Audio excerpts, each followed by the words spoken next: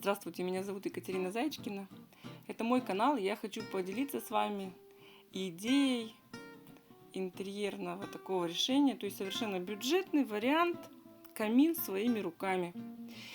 Правда, мы сначала хотели вообще без вот этой вот электронной вставки и случайно увидели в магазине очень дешевый вот такой вот обогреватель в виде камина и решили немножко изменить нашу идею по мере ее воплощения и все-таки купили его и вставили.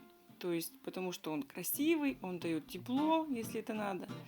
И он, можно сказать, совершенно дешевый, потому что вот внутренней части вот этой вот электрической цена была 4500. И купили мы ее в Косторома. Это город Краснодар. Магазин такой, который мы надыбали. И он нам очень понравился. И мы вот взяли.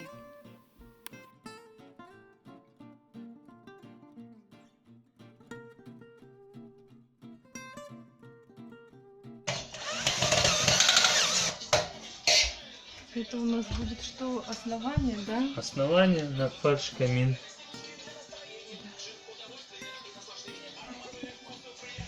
Класс.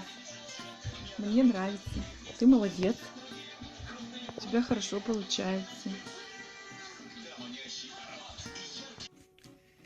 Так, это у нас на подставке для камина появляется уже каркас камина, да? Появляется каркас. Так, давайте размеры. Получается у нас высота. Высота метр.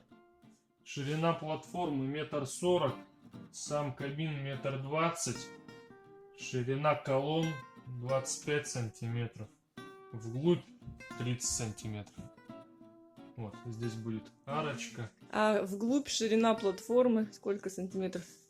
Вот это вот. Да. Где-то 35, где-то так. Что резкость теряется. И сверху будет. Потом мы это все зашьем, заштукатурим. В итоге размеры подарка мы немножко изменили, потому что мы купили, как я уже говорила, вот этот вот электронный камин.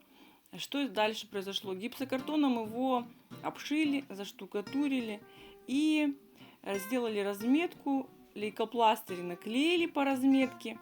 И будем делать кирпичики.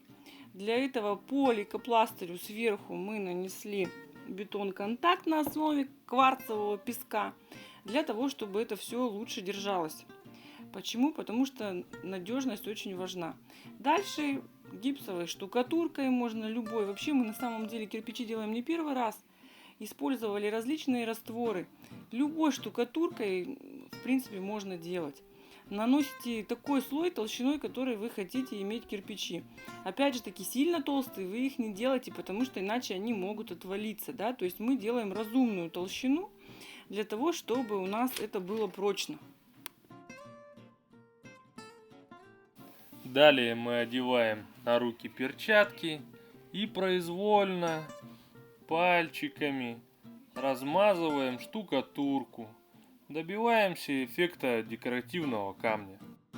После этого даем штукатурке немножечко, минут 5, можно 10, просто постоять. Она немножко схватится, чтобы она просто чуть-чуть попрочнее стала.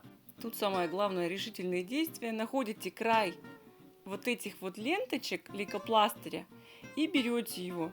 И дальше уже смело тянете для того, чтобы освободить швы от материала. Лучше, конечно, чтобы вам кто-то еще помогал делать это все вдвоем, потому что одному это все несподручно делать.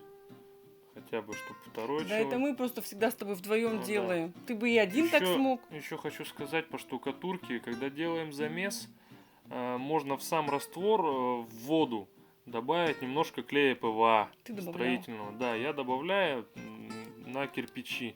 Они просто потом пластичнее штукатурка становится и прочнее.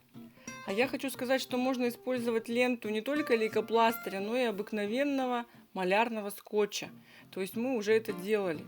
Размер кирпичей тоже может быть разный. То есть мы на кухне делали больше, камин он меньше, мы сделали другую заготовку, другого размера. Это произвольно.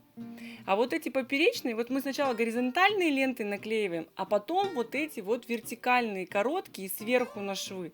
И они, как вы видите, не отрываются, да, а если какие-то отрываются, мы их отдельно вот так уже потом берем и спокойно протягиваем. После этого кто-то из вас один берет какой-нибудь предмет, не знаю, там мастихин или маленький шпатель. Некоторые берут даже ложку.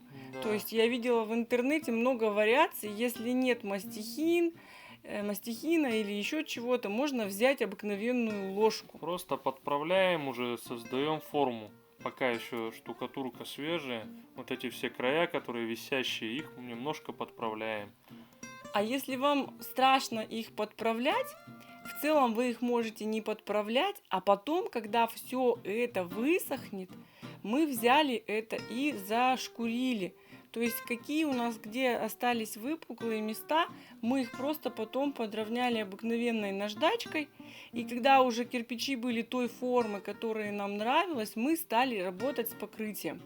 Покрывали их мы сначала грунтовкой. Грунтуем, да, любой грунтовкой, лучше глубокого проникновения. Но уже без кварцевого песка. Да, простая грунтовка.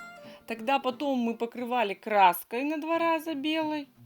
Да, и сверху мы покрываем все окончательно лаком. Лак берем мы защитный, лак защитный с эффектом мокрого камня. Лак мы используем просто для того, чтобы можно было пыль протирать. Потому что все-таки мы делаем камин в своем доме. Дом на земле – это очень такая история пачкающаяся. Поэтому, особенно если есть дети и животные, мы любим все то, что моется. Поэтому мы именно использовали такого плана покрытия. Вы можете использовать то, что нравится вам, это просто наш выбор.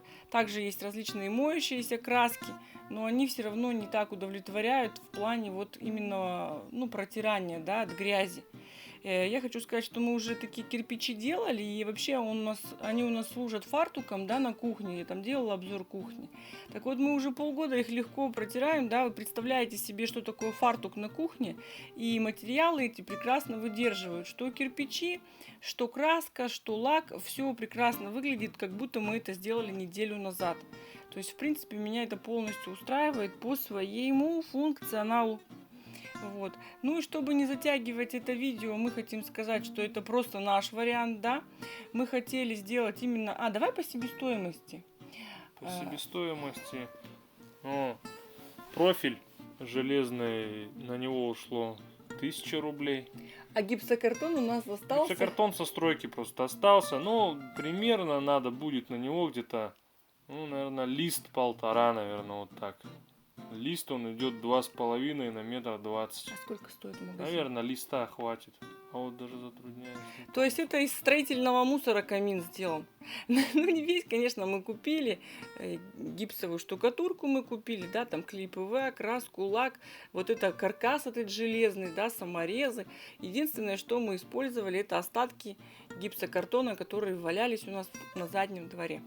Вот. Он включается, имеет 2 режима, он очень хорошо греет, он красиво выглядит, если включишь его. Вот эти вот там камушки лежат. Это настоящий, да, уголь? Да, настоящий уголь. Прям вот шел, да, то есть вот этот сам внутренний стоит 4500, и где-то 2000 у нас ушло на все остальное. Вот этот камин стоит примерно 6000 рублей, он протирается.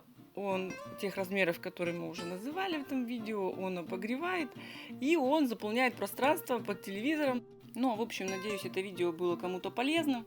Подписывайтесь на канал, пишите комментарии, давайте знакомиться, ставьте лайки. С вами была Екатерина Заячкина.